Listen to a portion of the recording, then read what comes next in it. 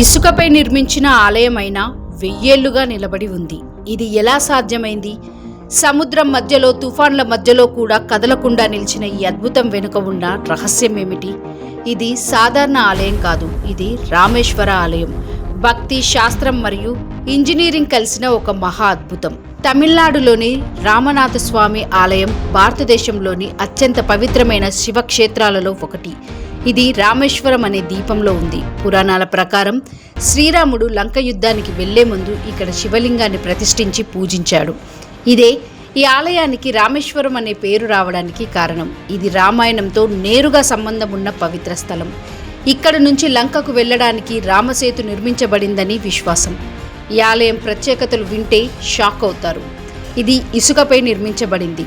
సముద్రానికి చాలా దగ్గరగా ఉంది. అయినా ఇది 1000 సంవత్సరాలకు పైగా నిలబడింది. ఇందులో ఉన్న దీర్ఘ మండపాలు ప్రపంచంలోనే అత్యంత పొడవైనవిగా గుర్తింపు పొందాయి. సుమారు 1200 మీటర్ల పొడవు ఉన్న కారిడార్లు, 1000కి పైగా స్తంభాలు. ప్రతి స్తంభం ఒకే రాయి కాదు, ప్రత్యేక శిల్పకళతో నిర్మితం. పాతకాలంలో ఈ భారీ రాళ్లను సముద్ర ద్వీపానికి ఎలా తీసుకువచ్చారు? అది ఇప్పటికీ ఒక మిస్టరీగానే ఉంది. ఇసుకపై ఎలా నిలబడింది?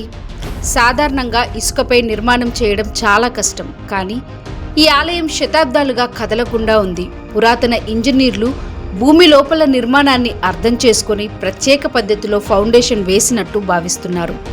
ఈ ఆలయంలో 22 పవిత్ర కుళాయిలు, తీర్థాలు ఉన్నాయి. ఆశ్చర్యం ఏమిటంటే ఒకే ప్రదేశంలో ఉన్న ప్రతి బావిలో నీటి రుచి వేరుగా ఉంటుంది. శాస్త్రవేత్తలు కూడా దీనికి పూర్తి వివరణ ఇవ్వలేకపోయారు. రామేశ్వరం సమీపంలో ఉన్న రామసేతు గురించి పెద్ద చర్చే ఉంది. ఇది సహజంగా ఏర్పడిందా లేక రాముడి సేన నిర్మించిందా అని.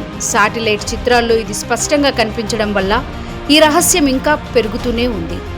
1964లో భారీ తుఫాను వచ్చినప్పుడు రామేశ్వర ప్రాంతం చాలా నష్టపోయింది, కానీ ఆలయం మాత్రం పెద్దగా దెబ్బతినలేదు. ఇది దాని నిర్మాణం ఎంత బలంగా ఉందో చూపిస్తుంది. ఈ ఆలయం భారతదేశంలోని 12 జ్యోతిర్లింగాలలో ఒకటి. కాశీ యాత్ర పూర్తి కావాలంటే రామేశ్వరం దర్శనం కూడా చేయాలని హిందూ సంప్రదాయం చెప్తుంది. ఇసుకపై నిర్మాణం, సముద్రం మధ్యలో స్థిరంగా నిలబడడం, 1000 ఏళ్ల చరిత్ర.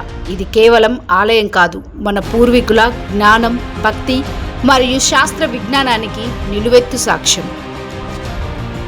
లేటెస్ట్ న్యూస్ అప్డేట్స్ కోసం డిస్క్రిప్షన్లో ఉన్న న్యూస్ ఆన్ ఫేస్ వాట్సాప్ ఛానల్ని ఫాలో అవ్వండి.